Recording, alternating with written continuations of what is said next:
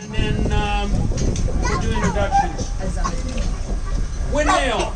We got a whole bunch of windmills around town. Only one of them is a real one. And I will point that one out. This is one of the fakes. At the end of that building on the roof, there is a bird. That is a stork. If you see a bird on the roof, assume that it's a stork, understanding some people are better craftsmen than others. On the corner of this building over here, there's a little birdhouse looking thing. That is an elf house. That is to keep the elves from pranking you. Okay, I'll tell you more about all three. Let me get to the warnings.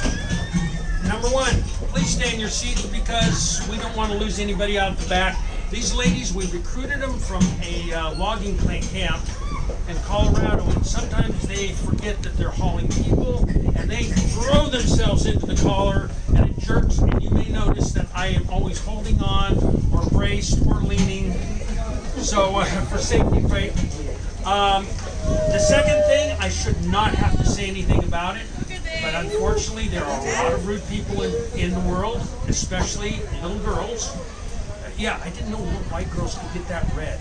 I really embarrassed her. And that is, your cell phones are great for photos, videos, and all that. Do not start a loud conversation because this is a live show. It's rude to everyone else. And I learned not to try to talk over somebody. I have a very powerful voice, and I can do that, but then it hurts my voice. And I don't multitask. So I will join your conversation, which is why the little white girl got so red. She should have known when I said, "Is that for me?" So be courteous to the others. And the third is it's cultural, actually. When waving at the paparazzi, taking pictures of you on the trolley, only use your right hand. Because in some cultures, waving with your left hand is considered a mortal insult and very rude, because that's a dirty hand. So you never know where your photograph is going to wind up. We would not want a photograph of the trolley with somebody waving with the left hand, the headline, "Rude trolley rider insults photographer." You know, it's not the intent. We like the people to relax and enjoy themselves. Watch for the jokes. Feel free to laugh. I am not going to be ashamed and embarrassed if you laugh at me. Now, introductions. The ladies up here are Belgian draft horses. The one on the left is the big sister, that's Belle. Sometimes, well, actually it's Bella, but we call her Belle. On the right is the little sister. Little sister's about 10, big sister's about 11 and a half. Little sister is Ginger, spicy little thing. And I say little thing because Belgian draft horses are the fourth in size of the major of the big draft horses. They are the most popular, most widely used, but not the most famous. The most famous are the Clydesdales that are used by Budweiser brewing to sell beer.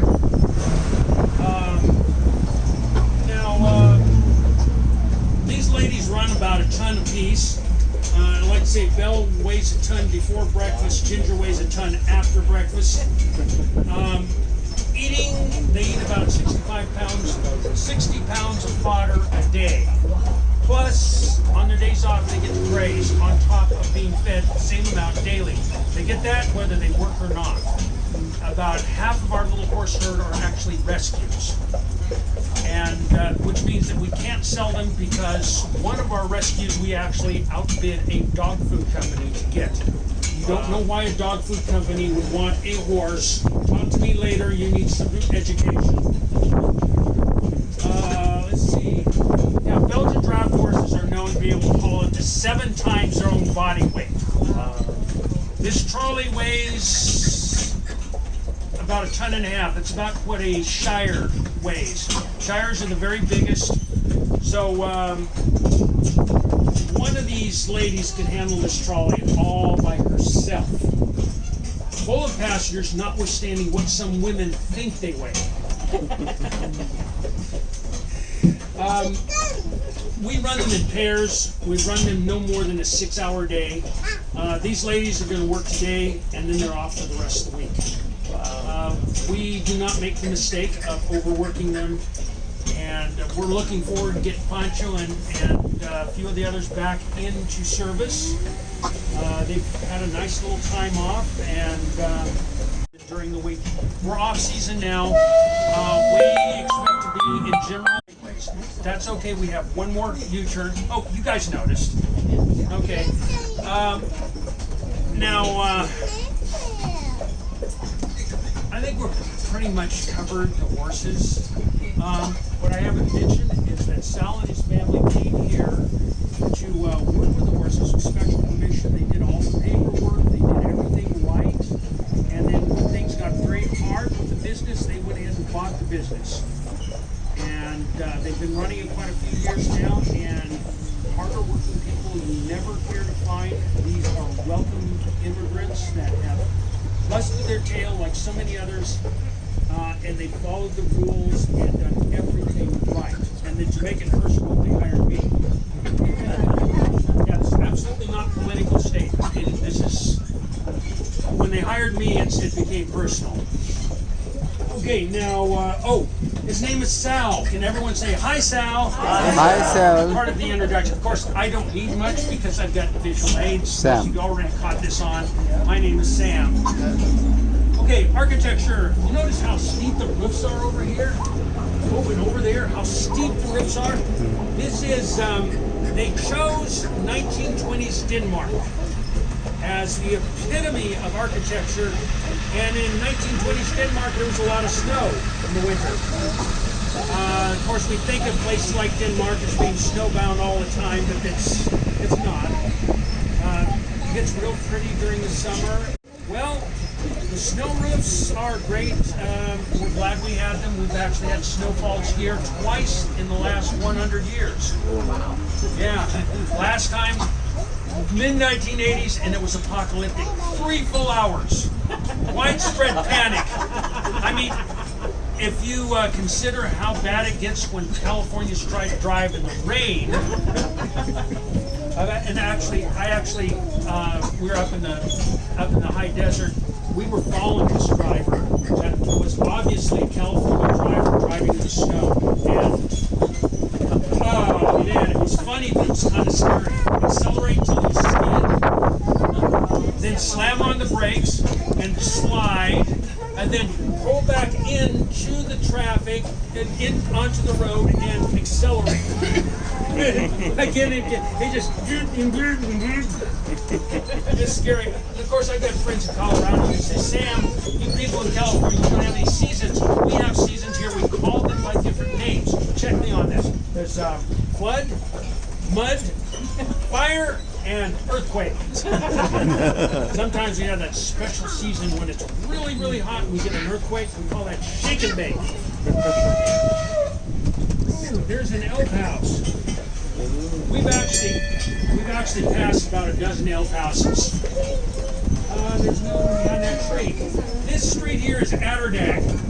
Means another day, and it's kind of fundamental. You see, there were waves of immigration around the Great Lakes area, and Michigan, Minnesota, Norwegian, Swedish, and Wisconsin is largely Danish. The Danes were not happy because they were looking for year-round growing. Wisconsin has way too much snow for year-round growing. So a delegation of 3 men came out here, 2 preachers and a professor. The professor was key. They picked up 7,000 acres with Spanish land grant and a beautiful sunny field. And then the professor said, let's market to Danes. And so they advertised in Denmark, also Wisconsin, because that's where they actually came from. We're building a Danish school in Solvang, come on down. And the Danish school was targeted Danes, Solvang, marketing genius, it means sunny fields. If you want year-round growing, you want to go to a place in California called Sunny Fields. It was also halfway between 2 railroad terminals, 2 different railroad lines, a great place for a way station. These people were really thoughtful. That's what Anderson Pea Soup Company came out of. That's towards Buellton.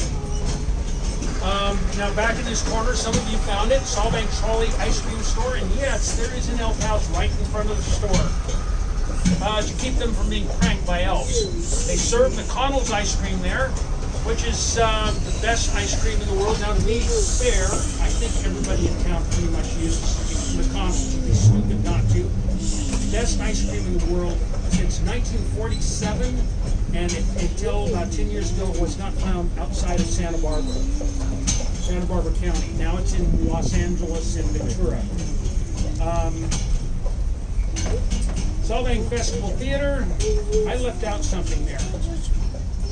Will come to me probably about 10 o'clock tonight. The grass area is the festival area. Weddings, wine tasting, fairy festival, dance recitals, a whole pack of 6-year-olds and tutus. Adorable. The theater, now this is serious business. We only do summer stock because it's an open air theater in the round, and that doesn't do well when it rains. We do not worry about it raining here in the summer. We like to pretend it rains here in the winter. We get about 8 of the last 10 years have been drought years. Even with the rain we've gotten so far, we're only about 35% capacity in the reservoir. We get about 2,000 applications to do our summer stock from around the world, I'm told. We only audition 200. We don't need big themes. Let's take 12 to 14 of the very best of the best. Robin Williams claims to have performed here back when he was a starving actor. They recognized his skill and talent before he became known. He actually said, when I was a starving actor before I became popular. And of course, with all the drought, and we have had some really big fires in this area. County Fire Department. Until about 12 years ago, we had a volunteer fire department. And this massive building here is City Hall, which is starting to catch on, I think. 5,000 inhabitants. Of that 5,000, only about 12% still mark their ancestry back to Denmark. Now, in 1971, the founding was 1911. In 1971, they closed the Danish school and converted to a retirement community. When that happened, whether or not you're Danish is kind of iffy. A lot of people that live here don't work here. A lot of people work here don't live here. I live in Santa Barbara. I have to drive up here. I get to drive up here, beautiful coastal passage that I use the tip box to help pay for my gas. It's called foreshadowing.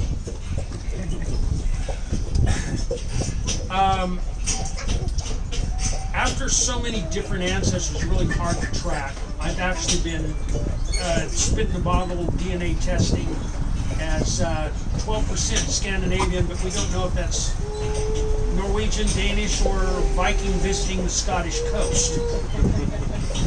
Now, architecture.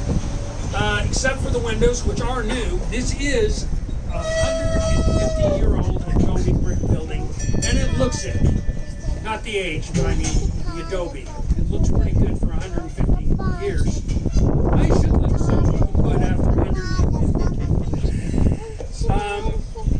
Fieldstone foundation, adobe brick wall, stuccoed over and painted a rather bland American color. Mexico, this would be painted bright, vibrant colors and gentle pastels. Now, architectural speaking, this is a little different architecturally, but it is identical in building materials. This is an adobe brick house, but instead of a tile roof, it's got a shingle roof. Instead of a patio, it has a backyard. But adobe was a building material of preference. Lumber was problematically expensive because we didn't produce enough wood here to have a lumber mill. And so if you cut down a lumber-worthy tree, you would ship it out and sell it. Ship it out, usually Gaviota Pier or Stearns Wharf. And not a big production thing here. Now, their other option was mail order with a catalog. There were actually kit houses out there. Yes, this is one of them. Let me advertise it to you. Ladies and gentlemen, Sears and Roebuck Catalog Company, 1912. $700 shipped into Gaviota Pier, freighted up here in wagons, assembled on location, is now worth $500,000 to $600,000. Shop Sears and Roebuck Catalog Company. We used to call the Sears book the wish book because you would open it up You would circle the toy you wanted and then leave it on Dad's pillow. That sometimes worked. If it didn't, you tear out the page and leave it on Mom's pillow, but only if there was another catalog around. Elf house there. There's an elf house up there. Solvang nice. This is the winter animal elf house that lives here. You don't see her at the But they have some really great stuff, including, now I'm going to make a distinction here, so listen closely. They have toys for grown-ups. I did not say adult toys. It's a friendly, family-friendly place. You can take your spouses and kids in there. And there's an elf house there. There's an elf house there. Here an elf house. There an elf house. Yeah. Okay. Elf house to keep the elves from pranking you. Ladies, you ever open your joint box and discover you're missing one earring? Buy them in pairs, wear them in pairs. You're missing one. You're being pranked by elves. One sock will disappear in the dryer. It's always one of my best socks, never one of my sports socks. So something is being very selective. You build an elf house, and even if an elf family doesn't move in, they will at least, the other elves will see the elf house and say, well, let's go prank somebody who doesn't respect elves. Does that make sense? Okay, that is the story I heard when I asked why there was a house that looked like the building it was on. I was doing architectural stuff back then, so that's the story I got. It took me 10 years to find out there was something extra to that. And that's when I talked to a Danish family and discovered that elf houses are a foolish sound actually the stress system. Most of the locals don't even know. I would not have known if I had not done the extra digging after talking to a couple Danes. And of the Danes I talked to, very few of them actually admitted that it actually went on. One of them went, well, back in June time, where the ignorant, uneducated people, kind of like the hillbillies or... Okay, if you hear Hot Bell chiming downtown, it's probably coming from one of the elf houses. Now, you can see more storks out here because they're more apparent because there's not trees in the way. But let me pull your attention to the round tower here. That round tower is a 1/3 size replica of one of the oldest observatories in Europe. The original was built with a ramp on the inside because King Christian was a jolly fat man and did not want to take that many stairs. The ramp was for a team of horses. Everything I've read said a team, which made me wonder how heavy he was. Definitely couldn't have been using Belgian draft horses. Now the windmill on the corner, this is the windmill. This is the original, this was built to grind grain to, and there's quite a bit of it here. The San Ynez Valley is a very productive area. The first settlers made it here in 1911, came from Wisconsin and customers with them, which was they immediately opened dairy farming. And of course, Wisconsin people were not very happy with California surpassed their dairy production and then their cheese production. What we heard was something to the effect of, we decided we're going to work on quality rather than quantity. Now, this windmill was decommissioned in the early 1950s. A scant 3 years after it was decommissioned, we had a report go out on Saturday Evening Post on the Danish national tourists. And so they started retrofitting everything. Took about 20 years and included adding windmills. So 3 years after they decommissioned it, they started building windmills, simply for the ambiance. Okay, we've moved aside. We are going to do a U-turn. In the meantime, let me see if I can save some lives. If you need to go to Los Angeles, Santa Barbara, or any point south, your GPS will probably try to kill you. It will tell you, get on the 154. Locally, we call that Death Highway. April to April, we averaged 4 accidents a day. Do not take that. It is 8 minutes faster than going to the 101. The 101 is just as beautiful. Okay, you get the coastal views and stuff like that. It's just beautiful. And if you want to do even better, just stay on this street. This will take you out to the 101, moss draped trees. It's beautiful. And let's see.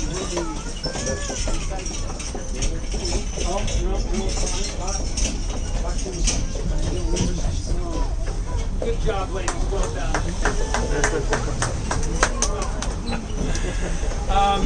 Yeah, you know, it's amazing.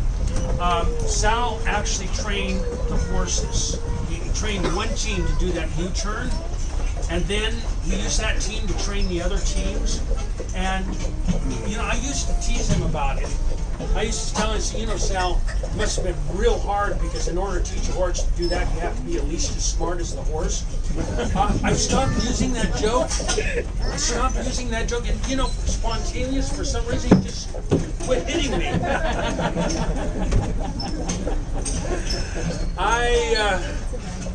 It's not often you get to work with a supervisor and enjoy yourself. I love sharing Solvang with visitors. Now, we have a casino out of the edge of town, and it's actually on federal land. It's the Chumash Casino. They do not have to sit on city taxes because they're on federal land. It is to their best interest to have a thriving tourist community here. Because there's, you know, people that won't travel 50 miles to go to the casino will travel 2,000 miles to come to Solvang, and then while they're here, they'll visit the casino. So the casino dumps a pile of money into Sansom Clinic, Cottage Hospital, local high school, and they just purchased a $1.3 million fire truck for the city of Solvang. Yes, they had to knock out the back wall and extend the fire station because this had a setup, a ladder that would extend to 100 feet. So, you know, they do well for themselves, but they are very good corporate neighbors. Burko's Bakery over here. Your cancel ticket will get you a discount on any of the pastries there. It's not actually on the cards, but they've offered that. This is the oldest bakery in town. They are good competition for Olsen's on the other end of town. They are same generation. I mean, 3 generations, same family. And they're still using the old 100-year-old recipes that they brought over from Denmark. Very good. And I'm not going to throw in that caveat about strawberries. So. Storks. Now, we don't have storks in California, but it's well understood in Europe that storks bring children. And so it's considered, Hans Christian Andersen, he said, it's real lucky to have a stork nesting on your roof because you're sharing your roof with a stork. Very likely that stork will then feel obligated to bring you a very beautiful, healthy child the next year. If you are a mean little boy, throw rocks at the stork, insult it, call it names, you are likely to get the ugliest sibling you have ever seen. Now, my older brother kept telling me that was the reason I was so ugly. He kept apologizing for what he said to the stork. It took about 66 years, and my sister finally straightened him out. My older sister. Sammy, don't you remember? We got him from the monkey pit at the zoo. Family is here to keep you humble. Now, thatched roof. In Europe, they say there's a shortage of thatchers. In England, they went into politics, I guess. In other places, well, Ireland, Irishman told me, he says, well, no, back home in Ireland, the problem with the thatched roof is a 3-year waiting period to get a proper thatcher to work on your roof. I blame it all on the Guinness. That's what he said. Now, that roof has got to be the most flammable roof in town. I mean, you can imagine how quickly a thatched roof, wooden roof would go up. Thatched roof's got to go up even faster. Our volunteer fire department used to be this building right here. You notice the proximity? I mean, it's less than half a block away. The tower up there was a fire bell, and each end the building is a little elf house. Because you do not want the elves pranking the fire department, right? Okay, you guys can tell I enjoy sharing Solvang with visitors. If you want to share with us, right tip box up here. Tips are gas to get up here. Thankfully, gas has plummeted here. It's only about $2 a gallon more. No, only about $1 a gallon more than it is for my sister in Texas. So, thank you guys so much. You've been great. Thank you. Lady, Sal, and myself. Make sure you have your valuables and your spouses. Do not leave your children behind because we've already fed the horses. What is her name? So that's Belle and Ginger. And what is their age? Their age? Belle, she's about 11 and Ginger's about 10. Oh, so the right one is younger. Yep. Video भी ले लेते हैं.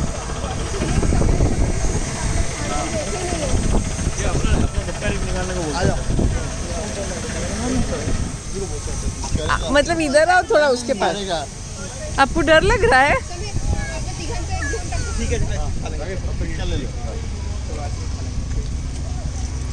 लात मार सकता है. ले लिया. देखो वो लोग नहीं डर रहे. जल्दी 1 मिनट में जाएंगे.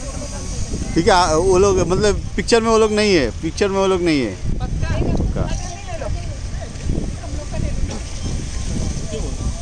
सही है.